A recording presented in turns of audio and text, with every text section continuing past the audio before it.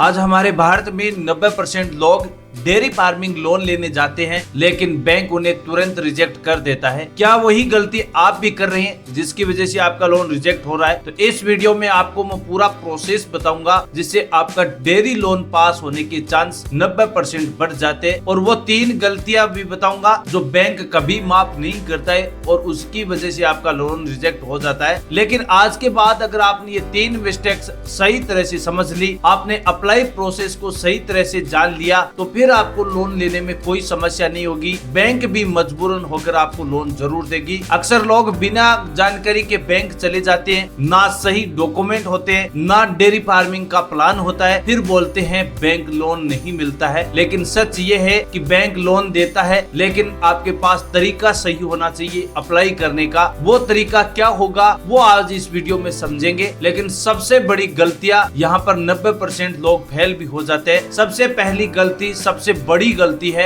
बिना प्लान के बैंक जाना। बैंक हमेशा ये जरूर पूछता है कि कितनी गाय या भैंस लेंगे, दूध कहाँ बेचेंगे, खर्चा और कमाई कितनी होगी। अगर आपके पास इन सवालों का जवाब नहीं है तो लोन सीधा रिजेक्ट होगा। इसलिए एक छोटा सा डेयरी फार्मिंग बिजनेस प्लान बनाइए, उसमें सारी जानकारी मेंशन कीजिए कि कितनी गाय या कितने भैंस से आप डेयरी फार्मिंग शुरू करेंगे, आप अपने दूध का उत्पादन कहाँ पर व्यवस्थित तरीके से बेचेंगे, आपके डेयरी फार्मिंग पर कितना खर्चा होगा और सालाना प्रॉफिट कितना होगा। ये बात उसे डेयरी फार्मिंग बिजनेस प्लान में होना जरूरी है। दूसरी सबसे बड़ी गलती है, यहाँ पर भी लोग गड़बड़ कर देते हैं, आपके पास डॉक्यूमेंट अधूरी होना। डॉक्यूमेंट में बात करें तो Aadhaar card, PAN card, bank passbook, जमीन के कागजात, जगह का प्रूफ, पासपोर्ट साइज फोटो, एक भी चीज मिस हुई तो फाइल अटक जाती है। इसलिए इन बातों का आपको विशेष तौर पर ध्यान रखना है। और तीसरी सबसे बड़ी गलती जहां पर लोग धोखा खा जाते हैं, आप अगर इन 3 जगहों से लोन लेते हैं तो फिर आपको कोई समस्या नहीं होगी। लेकिन अगर आप कई प्रकार की जगह से आप लोन लेना चाहते हैं, आपको जिस प्रकार की जानकारी मिलती है वहीं से लोन लेंगे तो आपको लोन नहीं दिया जाएगा। पहला तरीका आपका बैंक से लोन लेना है। अब बैंक चाहे सरकारी हो या प्राइवेट, आपको वहीं से लोन लेना है। अब बैंक आपकी SBI भी हो सकती है, PNB भी हो सकती है, HDFC भी हो सकती है, बैंक ऑफ बड़ौदा भी हो सकती है। इनमें से आप कोई भी विकल्प लेकर आप लोन ले सकते हैं। दूसरा तरीका है आपके पास नाबार्ड योजना। अब नाबार्ड से लोन लेंगे तो आपको सब्सिडी का फायदा भी दिया जाएगा। अब तीसरा विकल्प आपके लिए मुद्रा लोन। अब मुद्रा लोन से अगर आप लोन लेंगे तो ध्यान रखिए, हर स्कीम हर व्यक्ति के लिए अलग अलग होती है,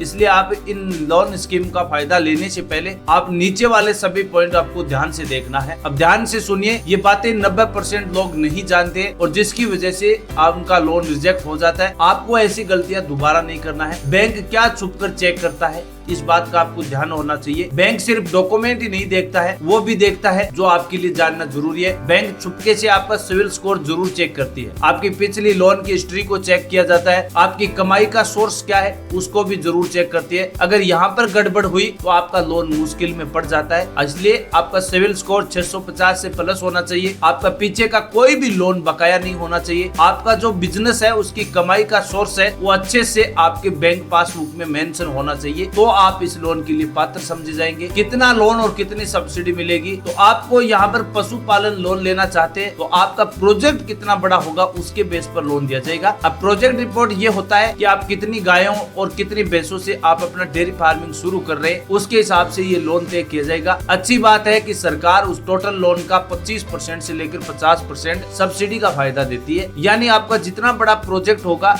उसका 50% पैसा सब्सिडी के रूप में माफ हो जाता है। बाकी का पैसा ही आपको लोन के रूप में वापस किस्तों में चुकाना होता है। अब किस्तें भी काफी कम होगी और ब्याज भी इतना कम होगा कि आपको लोन चुकाने में कोई समस्या नहीं होगी। तो जल्दी से याद रखिए, बिना प्लान के बैंक मत जाइए, सभी डॉक्यूमेंट पूरे रखें, सही स्कीम को सिलेक्ट करना है, सिविल स्कोर ठीक ठाक होना जरूरी है, क्योंकि 650 से नीचे सिविल स्कोर होगा तो फिर याद रखना आपको लोन बिल्कुल नहीं दिया जाएगा। चाहे आप डेयरी फार्मिंग लोन ले या पर्सनल लोन ले, आपको कोई भी लोन नहीं दिया जाएगा। अगर आप सच में डेयरी फार्मिंग शुरू करना चाहते हैं तो ये मौका मत छोड़िए। सही जानकारी के साथ आज ही आप अपने बिजनेस की शुरुआत कीजिए। अगर आपको डेयरी फार्मिंग पूरे बिजनेस प्लान के बारे में समझना है, कमेंट में लिखना डेयरी फार्मिंग बिजनेस प्लान, और ऐसी जानकारी के लिए चैनल को सब्सक्राइब जरूर कर लेना। आगे की इस वीडियो में आपको इंतजार रहेगा कि डेयरी फार्मिंग बिजनेस प्लान के लिए सही नया वीडियो कैसे आएगा, कब तक आएगा। तो जितना ज्यादा कमेंट होगा उसके बेस पर ही आपको नया वीडियो प्रोवाइड किया जाएगा। मैं चाहता हूँ कि अगर डेयरी फार्मिंग बिजनेस की शुरुआत करना है तो आपको इन तीनों मिस्टेकों से बिल्कुल बचना समझना है, आपको सही गाइडलाइन के अनुसार आवेदन करना है, क्योंकि बैंक भी आपका सिविल स्कोर, आपका जो भी